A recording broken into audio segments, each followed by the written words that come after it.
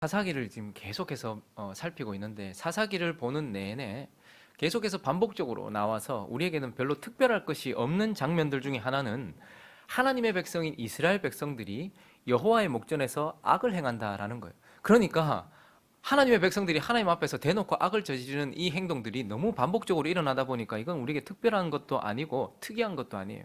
어쨌든 지금 우리는 사사기를 펼 때마다 그냥 툭 넘기기만 해도 하나님의 백성들이 여호와의 목전에서 악을 행하는 이 너무 반복되는 장면을 봐요. 그리고 또 하나는요, 사사기 전체 이야기가 계속 전쟁 이야기예요. 누구와 싸우고 누구와 싸우고 누구와 싸우는 계속되는 전쟁 이야기예요. 그러니 하나님의 백성들이 죄를 짓고 또 하나님의 백성들은 그 땅에 있는 자들과 싸우는 이야기, 이것이 바로 사사기에 반복적으로 우리에게 나오는 일반적인 그러한 모습들입니다. 그런데 오늘 본문은 매우 독특하고 희귀하고 특이합니다. 왜 그렇습니까? 여호와의 목전에서 늘 악을 행하던 이스라엘 백성들이 오늘 13절을 보면요, 그런즉 이제 기브아 사람들 곧 그 불량배들을 우리에게 넘겨주어서 읽습니다. 시작. 우리가 그들을 죽여 이스라엘 중에서 악을 제거하여 버리게 하라. 지금까지 늘 여호와의 목전에서 악을 행하던 자들이 이제 여호와 앞에서 악을 제거하려고 하는 아주 의미심장하고 그리고 처음 보는 생소한 모습을 우리가 보게 됩니다. 그리고 또 하나는요, 어차피 사사기 처음부터 끝까지 전쟁 이야기인데 오늘 본문이 독특한 이유는 뭐죠? 매우 비교적 아주 자세하게 전쟁의 그 과정들을 기술하고 있어요. 그런데 이 본문이, 이 전쟁이 독특한 이유는 무엇입니까? 동족 간의 전쟁이라는 거예요. 이스라엘 백성들끼리, 베냐민 지파와 나머지 지파가 동족 간의 전쟁을 하고 있는 장면을 우리에게 보여주면서 늘 여호와 목전에서 악을 행하던 그들이 여호와의 목전에서 악을 제거하려고 하고, 늘 다른 민족들과 싸우던 그들이 동족 간에 싸우고 있는 이 모습을 우리는 보게 되면서 이 본문에 집중해야 되는 이유는 이것이 이렇게 특별하기 때문이기도 하겠지만, 그러나 이 전쟁에 그 누구도 승자 없는 전쟁이 결국 하나님이 자기 백성을 심판하고 계시는 심판의 의미가 담겨 있기 때문에 우리는 오늘 이 본문에 주목하여 보아야 될 필요가 있습니다. 자, 그러면 어느 편도 승리한 곳이 없는, 승자가 없는 이 전쟁이 하나님께서 그들을 심판하시는 심판이라면 왜 하나님은 양편 모두를 심판하신 것입니까? 왜 하나님은 이들을 심판하셨는가? 오늘 우리는 사사기가 마무리되어져 가는 이 지점에 하나님의 백성들을 하나님께서 심판하신 이유를 두 가지로 나누어서 살펴보려고 합니다. 그 첫 번째, 이 어떤 승자도 없는 이 전쟁이 심판인 이유, 심판받는 이유는 바로 육체를 따라서 악을 행했기 때문이다라고 우리에게 말씀해 주고 있습니다.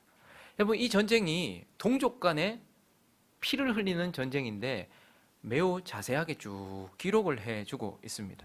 자, 그런데 이 전쟁의 결국은 무엇입니까? 이 전쟁의 결과는 하나님께서 결국 베냐민을 심판하셨다라는 거예요. 35절을 읽어볼까요? 35절 읽습니다. 시작.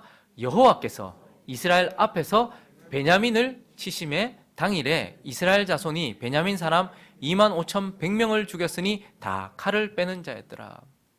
어쨌든 이 전쟁의 결론은 여호와께서 베냐민을 치셨다라고 말해요. 이스라엘이라는 수단을 통해서 베냐민을 치셔서 베냐민 사람 25,100명이 죽임을 당했다. 그래서 그들을 하나님께서 치셨다, 심판하셨다라고 말씀하고 있고, 오늘 마지막 절 48절은 베냐민을 심판하시되 읽습니다. 시작. 이스라엘 사람이 베냐민 자손에게로 돌아와서 온 성읍과 가축과 만나는 자를 다 칼날로 치고 닥치는 성읍은 모두 다 불살랐더라. 25,100명 죽였고, 그리고 베냐민 성읍 전체를 다 불태워버렸다. 완전히 하나님께서 초토화시키는 심판을 하셨다라고 말씀하고 있어요. 자, 그러면 하나님이 베냐민을 왜 이렇게 완전히 심판하신 것입니까?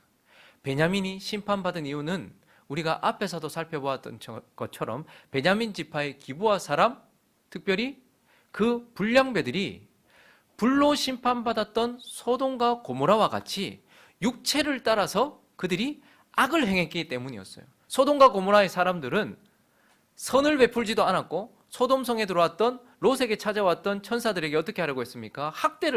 손님을 대접하기는커녕 학대를 하려고 했고, 그들에게 동성애의 성폭행을 저지르려고 했을 뿐만 아니라 윤관을 하려고 했던, 그런데 불로 심판받았던 소돔 땅에 있었던 육체를 따라 악을 행했던 그들과 똑같이 베냐민의 기브아 백성들이 어떻게 했다는 거예요?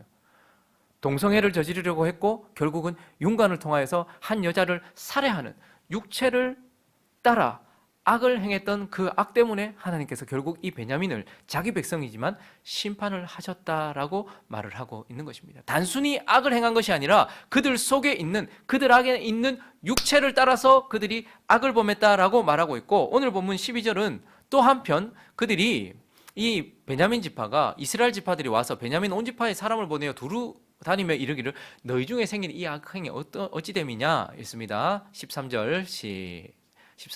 시작.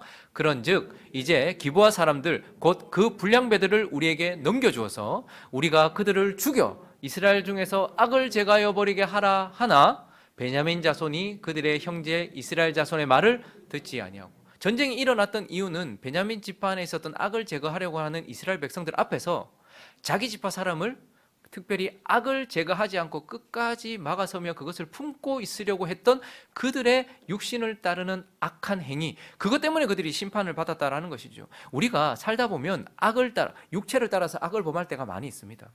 우리 속에 남아있는 이 육체가 결국 우리를 자꾸 악하게 죄를 짓게 만들 수 있단 말이죠. 그러나 문제는 무엇이냐면 그 악을 제거하시려고 하는 하나님 앞에서 결국 그것을 제거하지 못하도록 끝까지 그것을 품고 있는 것, 이것이 더 악한 것이에요. 다윗이 잘했던 것은 죄를 범하지 않았던 것이 아니라 죄를 범하고 난 이후에 그 악을 제거하려고 할 때마다 그는 회개의 눈물을 흘렸다라는 것이 중요했죠.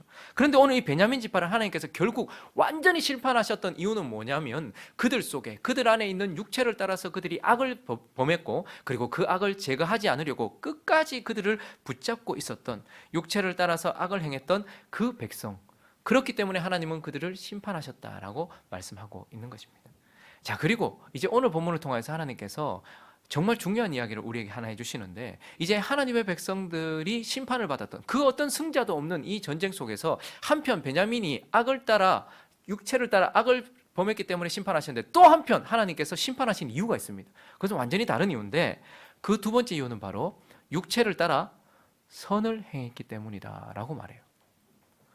이 구절을 잘 이해할 필요가 있습니다. 육체를 따라서 선을 행했는데 하나님께서 심판하셨는가? 자세히 봐야 합니다. 자, 이 전쟁에서 결국 하나님은 베냐민을 완전히 심판하셨어요. 그런데 베냐민 심판 전에 먼저, 그리고 더 많이 심판하신 부분이 바로 이스라엘을 향한 심판이었어요. 20절을 한번 볼까요? 베냐민이 결론적으로는 심판을 받았지만 그러나 그 전에 먼저 20절에 있습니다. 시작. 이스라엘 사람이 나가 베냐민과 싸우려고 전열을 갖추고 기브아에서 그들과 자, 이스라엘이 이제 베냐민과 싸우려고 딱 했어요. 자, 그런데 21절요. 시작. 베냐민 자손이 기브아에서 나와서 당일에 이스라엘 사람 2만 2천 명을 땅에 엎드려 뜨렸으나. 먼저, 그리고 더 많이 이스라엘이 지금 하나님께 심판을, 베냐민을 통해서 이스라엘이 먼저 심판받고 있다는 것을 보게 돼요. 그리고 25절도 볼까요?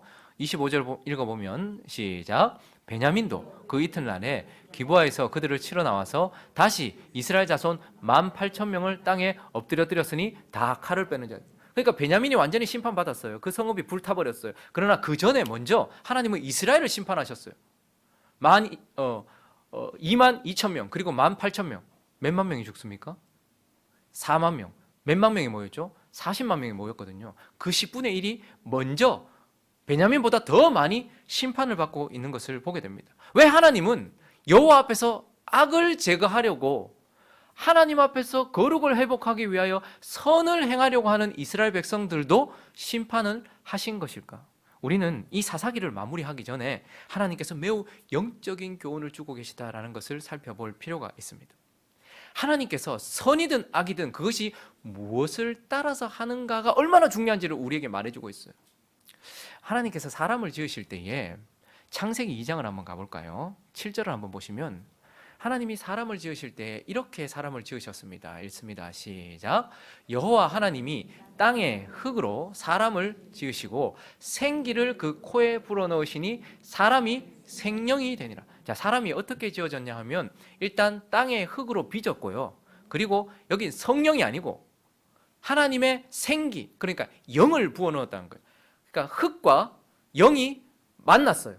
그러니 이 두 개가 만나니 뭐가 됐다는 거예요? 사람이 생명, 산혼이 되었다 이렇게 말하는 거예요. 그러니까 흙과 물질적인 부분과 하나님이 주시는 영적인 부분이 만났을 때에 이 속에 그만의 특별한 혼이 자아가 형성됐다는 거예요. 그래서 사람은 영과 혼, 마음이라고도 표현하죠. 마음, 혼과 육으로 지어졌다는 말이에요. 그래서 이 중앙에 이 나라는 자아, 나의 마음, 나의 혼, 이 산혼은 육체와 연결되어서 세상과 소통을 하고요.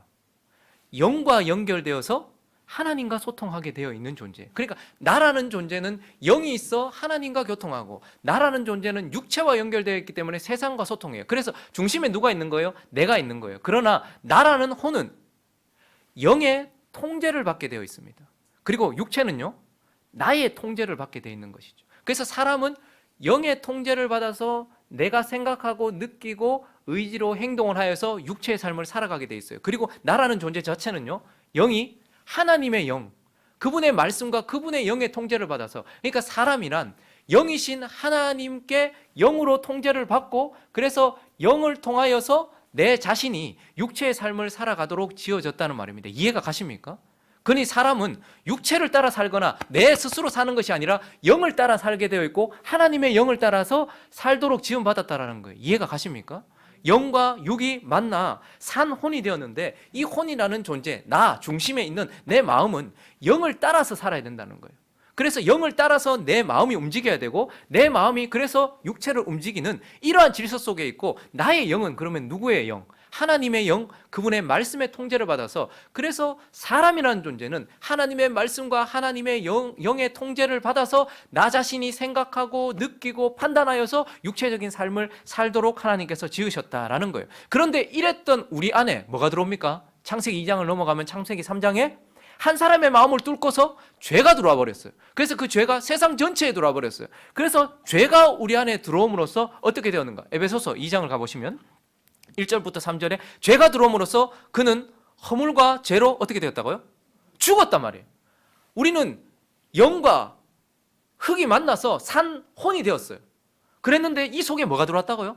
죄가 들어옴으로써, 허물과 죄가 쑥 들어옴으로써 우리가 어떻게 되었다고요? 죽었다라고 말해요. 그래서 2절로 넘어가 보시면, 그때 너희는 죽었기 때문에 그 가운데서 행하여 이 세상 풍조를 따르고 공중권세 잡은 자를 따랐으니 곧 지금 불순종의 아들들 가운데 역사는, 그러니까 하나님의 영의 통제를 받아야 되는데 우리는 악한 영의 통제를, 사단의 영의 통제를 받게 되었고, 더 중요한 것은 3절에 이렇게 말해요. 전에는 우리도 다 그 가운데서 우리 육체의 욕심을 따라 지내며 뭐와 뭐의 육체와 마음에 원하는 것을 하여, 본질상 진노의 자녀다. 자, 사람이 하나님의 영의 통제를 받아서 영이 나를 통제해서 내가 영의 통제를 받으며 육체의 삶을 살아야 되는데, 죄가 우리 속에 싹 들어옴으로써 어떻게 됐다는 거예요? 영이 일단 먼저 죽었다라는 거예요.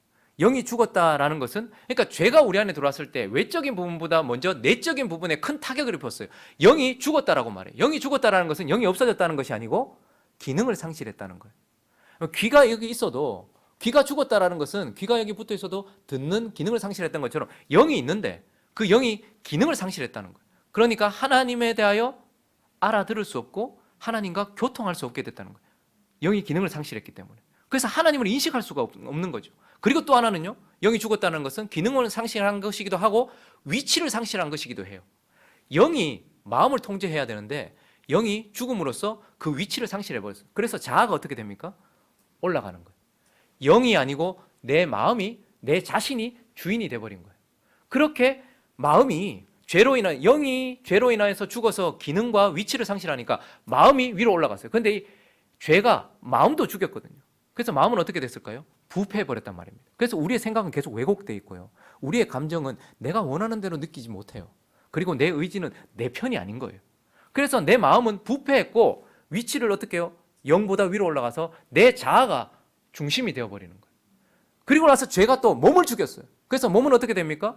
서서히 죽어가게 돼 있어요. 결국 흙으로 돌아가게 돼 있어요. 그리고 또 몸 안에는 죄가 들어와서 정욕이 들어왔단 말입니다. 그래서 나중에는 시간이 지나면 어떻게 되냐면 영, 혼, 육이어야 했던 우리가 죄가 들어오면서 영이 기능을 상실하고 위치를 상실했어요. 그러니까 내 자아가 위로 올라갔고 내 육신이 이렇게 있어요. 그런데 이 마음은 부패했고 내 육체는 죄로 가득해요. 그러다 보니까 나중에는 또 어떻게 되는 거예요?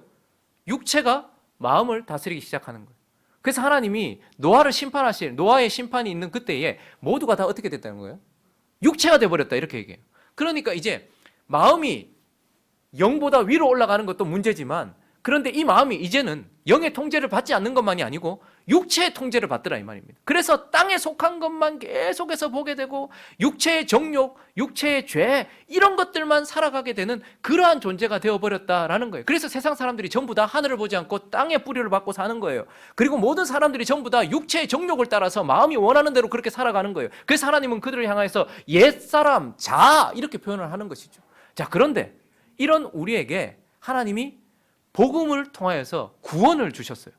그래서 복음을 통하여서 우리가 다시 생명을 얻었다라고 말해요. 그러면 생명을 얻은 것은 이제 어떻게 되는 것입니까? 생명을 얻었다라는 것은 여기 구원받았다고 해서, 죄가 우리 속에 들어왔다고 해서 우리의 외적인 부분에 큰 변화가 먼저 일어난 것이 아니라 영적인 부분부터 시작해서 마음 그리고 육체에 서서히 이렇게 되는 것처럼, 구원이, 우리가 구원받았다고 해서 우리의 육체에 먼저 영향이 있는 게 아니에요.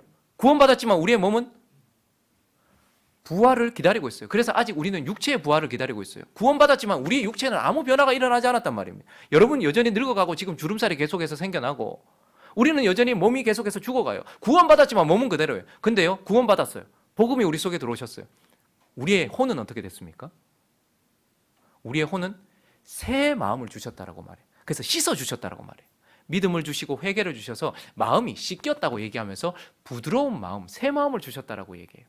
그래서 구원받은 자는 육체는 그대로 있어요. 아직 우리는 이제 죽고 난 이후에 부활할 그 몸의 부활을 기다리고 있고, 우리의 마음은 하나님께서 새 마음을 주셨다는 말이에요. 그래서 하나님께 회개하게 되었고, 그리고 말씀에 반응하게 되는 부드러운 살과 같은 마음, 살과 같은 마음을 주셨다라고 말해요. 그리고 구원이 가장 큰 영향을 미친 부분은 어딜까요? 영이에요.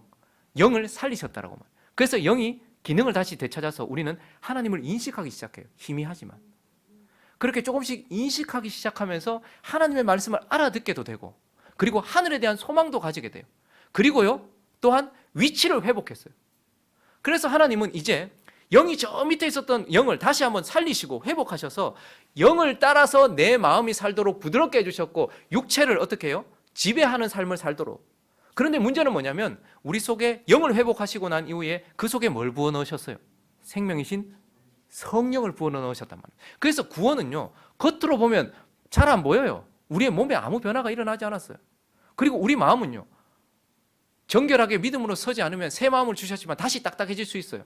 그런데 구원이 우리에게 완전한 영향을 미친 부분은 무엇입니까? 영이란 말입니다. 그래서 우리의 영이 살았고, 그래서 하나님과 교제할 수 있고 하나님을 인식할 수 있게 되었어요. 희미하지만. 그러나 시간이 지나면 지날수록 어떻게 됩니까? 점점 영이 강건해지고 영이 자라면 점점 하나님을 더 명확하게 보게 되고 믿음이 자라게 되는 거예요. 그리고요, 그 영이 위치를 회복하기 시작하는 거예요.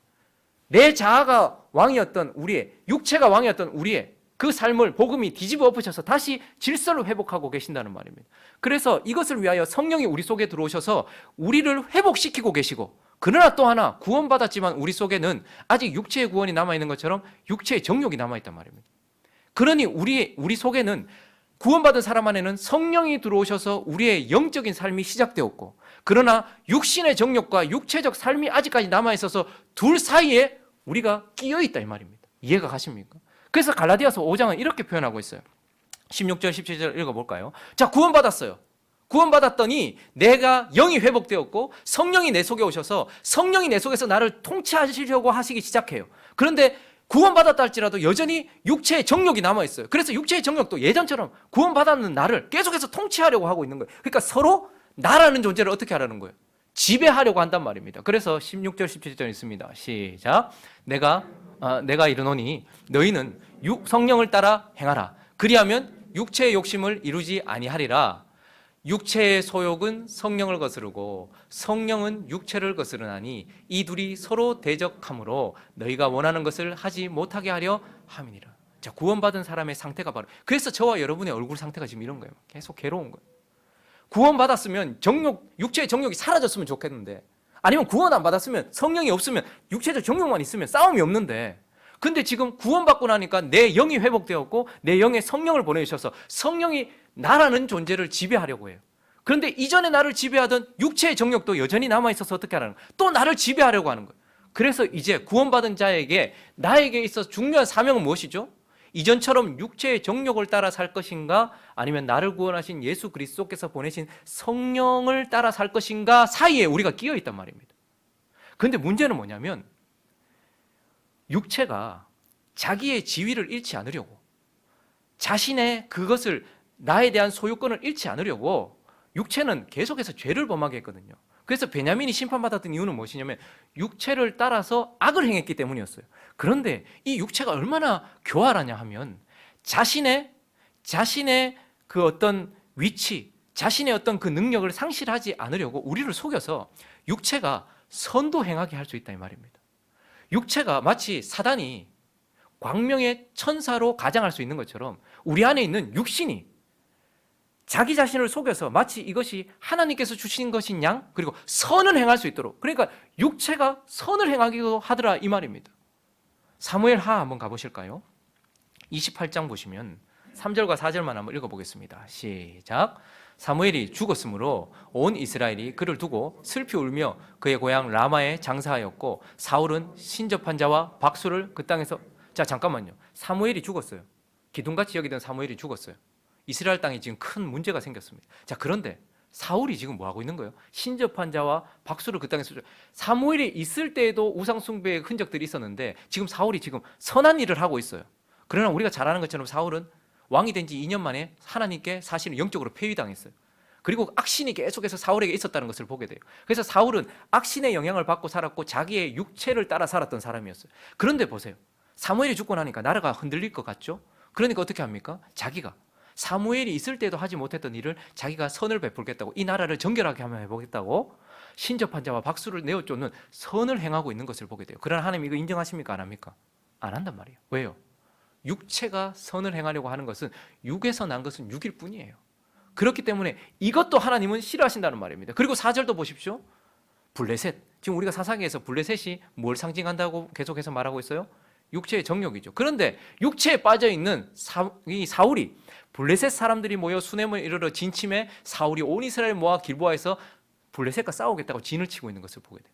그러니까 우리 안에는 나라는 구원받은 존재가, 우리가 구원받았을 때 보면 우리가 새 마음을 받았기 때문에 그때는 막 눈물도 많이 흘리고요, 하나님 너무 사랑하고요, 새 마음, 부드러운 마음을 가져서 하나님 너무 좋아요. 근데 시간이 지나면 지날수록 나라는 존재가 더 딱딱해지기도 하고, 내 마음을 지키지 못하면, 믿음으로 살지 않으면 나라는 존재가 계속해서 어떻게 더러워지기도 한단 말이에요. 근데 나라는 존재가 어디에 끼어 있는 거예요? 성령과, 지금 내 속에 들어오신 성령과, 그리고 내 안에 원래 있었던 이 육체 사이에 끼어서 무엇을 따라갈지, 그 속에서 내가 무엇을 섬길지 그 중간에서 우리가 있단 말이에요. 근데 문제는 무엇이냐면 하나님은 육체를 따르지 말고 성령을 쫓아 행하라고 얘기해요. 근데 육체가 뭐 어떻게 한다고요? 악만 저지르는 게 아니더란 말입니다.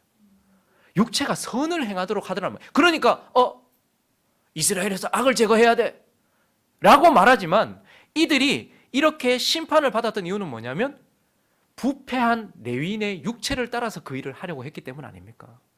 첩을 두고서 자기의 아내를 12토막 낸 하나님을 떠난 부패한 육체가 이 일을 하려고 했고, 그들은 육체를 따라서 그렇게 했고, 이스라엘 백성들도 육체를 따라서 지금 이스라엘을 정결하게 해보려고 하는 이런 일들이 있었다는 말입니다. 그래서 하나님은요, 지금 이제 무엇을 원하는가? 요한복음 4장에서 이렇게 표현하고 있습니다. 너무나 잘 아는 말씀인데 23절, 24절을 읽습니다. 시작. 아버지께 참되게 예배하는 자들은 영과 진리로 예배할 때가 오나니 곧 이때라. 아버지께서는 자기에게 이렇게 예배하는 자들을 찾으시느니라. 하나님은 영이시니 예배하는 자가 영과 진리로 예배할 때. 죽었던 영을 살리셨단 말입니다. 근데 아직까지 우리는 이 영의 기능을 잘 몰라요. 그래서 여전히 내 마음이 영인 줄 착각하기도 하고, 내 마음을 따라서 살기도 하고, 어떨 때는 육체를 따라서 살기도 한단 말이죠. 그런데 이 육체가 늘 악만 저지르면 이거 육체야 라고 정신을 차리고 그걸 따라가지 않을 텐데, 그 육체가 선을 행하려고 하더라는 말이에요. 그러니까 또다시 그들이 선을 행하는 육체를 따라서 행동해버렸다. 근데 하나님은 어떤 자를 원하신다고요? 오직 영을 따라, 진리를 따라 행하는 자들을 원하신다. 이게 예배다라고 말씀하고 있고, 그러니 우리의 사명은 무엇입니까? 우리의 사명은 내 속에 들어와 계신 성령을 쫓아 행하는 삶, 그리고 예수께서 내게 먼저 외적인 진리, 성경을 주셨기 때문에 이 진리를 따라 행하는 삶, 그리고 내 속에는 성령을 주셨기 때문에 그 영을 행하는 삶, 이것을 따라 살아야 되는데, 근데 우리가 가끔씩 내 안에 육신을 따라서 나도 모르게 쫓아가 버려서 육신을 따라서 악을 행하는 것은 당연하거니와, 그러나 육신을 따라서 지금 선을 행했던 그들도 심판하고 계시다라고 말씀하고 있는 거예요. 교회 안에서 문제가 되고 오늘 이스라엘 백성들의 공동체, 이 사사기를 끝내기 전에 20장에서 이것에 대하여 말씀하시는 이유가 무엇입니까? 결국 이들이 완전히 초토화되는 이유는 그들이 육체를 따라서 악을 행했기 때문이 아니고, 이들이 완전히 초토화된 이유는 그들이 육체를 따라서 선을 행했기 때문에. 교회 안에서 문제가 생기는 이유가 뭔지 아십니까? 내 삶에 문제가 생기는 이유가 무엇인지 아십니까? 내 가정에 문제가 생기는 이유가 무엇인지 아십니까? 여전히 내가 주인 노릇하려고 하고 있기 때문에, 그리고 여전히 내가 성령이 아니라 영이 아니라 육체를 따라서 살고 있기 때문에 그렇다라고 우리에게 말씀해 주시면서, 결국 하나님은 육체를 따라 악을 행하든 육체를 따라 선을 행하든 하나님은 그것을 심판하신다라고 말씀하시면서 우리에게 육체를 따르는 삶에 대한 근절을 우리에게 말씀해 주고 계시다라는 것을 우리는 깨달아야 하는 것입니다. 말씀을 정리하겠습니다. 여러분, 첫 창조를 한번 기억해 보십시오. 태초에 하나님이 천지를 창조하시니라. 그분이 빛이 있으라 말씀하심에 빛이 있었고, 그래서 첫 창조의 시작은 뭐죠? 빛, 복음의 시작입니다. 자, 그리고 나서부터는 나누어요, 하나님께서. 그래서 하나님이 궁창 위의 물과 둘째 날에는 궁창 아래의 물로 나누세요. 그래서 궁창을 하늘이라 부르시고, 이 하늘 위에도 물이 있었고 하늘 아래에도 물이 있었다라고 둘째 날부터, 첫째 날 빛이 있고 난 이후부터 궁창 위의 물과 궁창 아래의 물로 나누세요. 그리고 셋째 날은요, 궁창 아래에 있는 물과 뭇을 나누세요. 땅과 물을 나누신단 말이에요. 그래서 하나님은 물로부터 나누어진 땅에다가 과실과 열매 맺는 채소와 과일과 이 모든 것들을 심으시고 그 위에다가 동물을 지으시고 그 위에 사람을 지으셨다는 말이에요. 그러니 첫 창조는 하나님께서 딱 시작하시자마자 나누셨다는 말이에요. 자, 새 창조, 재창조도 마찬가지입니다. 요한복음을 통해서 빛이 있으라 말씀하셨던 그 하나님께서 저와 여러분의 삶 속에 빛이 있으라 말씀하시면서 복음이 우리 속에 들어오셨어요. 그리고 난 이후에 우리에게 무슨 일이 일어날까요? 마치 하늘 위의 물과 궁창 위의 물과 궁창 아래의 물로 나누듯이 성령과 육체를 분리시킨단 말이에요. 우리는 이것을 깨달아야 돼요. 그리고요, 그 하늘 아래에 있는 물이 땅과 바다가 나눠졌던 것처럼 우리 안에 혼과 영을 하나님께서 나누신단 말입니다. 그래서 우리는 혼으로 예배하는 자, 그런 자들이 아니라 영으로 예배하는 자가 되어야 된다는 거예요. 육체와 성령을 나눌 줄 알아야 되고 혼과 영을 나눌 줄 알아야 된다는 말입니다. 근데 어떻게 나눌 수 있을까요? 하나님의 말씀을 살았고 운동력 있어 좌우의 날선 어떤 것보다 예리하여 우리의 혼과 영과 및 관절과 골수를 찔러 쪼개기까지 하는, 그러니까 말씀을 통해서만 이게 내 생각에서부터 나오는 것인지 영으로부터 나온 것인지 알게 되고, 말씀을 통해서만 이게 육체에서부터 나온 것인지 성령을 통해서 나온 것인지 알게 된단 말입니다. 그래서 우리는 이러한 싸움으로 계속해서 성숙하고 성장해 가야 된다는 거예요. 사사기가 이렇게 어둡고 부패하고 완전히 망했던 이유는 그들이 나누지 않았기 때문이었어요. 오직 악만 저지르고 나쁜 짓만 했기 때문에 사사기가 이렇게 된 것이 아니고, 그들이 혼과 영을 분리시키지 않고 성령과 육체를 분리시키지 않은 채 육체를 따라서 살았기 때문에 그렇다라는 거예요. 근데 지금도 마찬가지예요. 그래서 지금 예배를 보시면 전부 다 혼과 육체를 만족시키는 예배예요. 정말 영으로 드리는 예배인가? 우리 자신이, 그래서 자꾸 우리는 그걸 쫓아가요. 그리고 내가 지금 결정하고 하는 모든 것들이 내가 지금 내 마음에서부터 나온 것인지 아니면 영을 따라 성령에서부터 나온 것인지 분별하지 못해요. 그러니까 하나님께서 이제 이 사사기를 마무리하시면서 우리에게 그들이 심판받았던 이유는 악을 행했기 때문이기도 하지만 육체를 따라서 선을 행해도 하나님이 심판하신다라는 것을 기억하면서 내가 주인 되지 않은 삶, 그리고 오직 하나님만 주인 되고 성령을 쫓아 행하는 삶으로 나아가야 한다라는 것을 말씀하신다는 것을 기억하면서, 그래서 바울이 우리에게 말합니다. 그리스도의 사람은 육체와 함께 정과 탐심을 십자가에 못 박아느니라. 탐심과 우상 숭배와 같은 더러운 것만 십자가에 못 박힌 것이 아니고 내 육체, 내가 육체가 함께 십자가에 못 박혔다라는 거예요. 그러니 내가 주장하는 삶도 아니고 내 속에 남아있던 육체가 주장하는 삶도 아니라 회복된 영을 통하여 성령께서 주장하시는 삶을 살아야 된다는 것을 기억하면서, 그래서 우리가 자라가야 된다는 것을 기억하시고 육체를 따라가지 아니하고 영을 쫓아 행하는 저와 여러분, 그래서 내가 그리스도와 함께 십자가에 죽었다, 내 안에 이제 그리스도만 사신다, 성령만 사신다라는 것을 기억하며 살아가는 저와 여러분 되시기를 예수 그리스도 이름으로 축원합니다.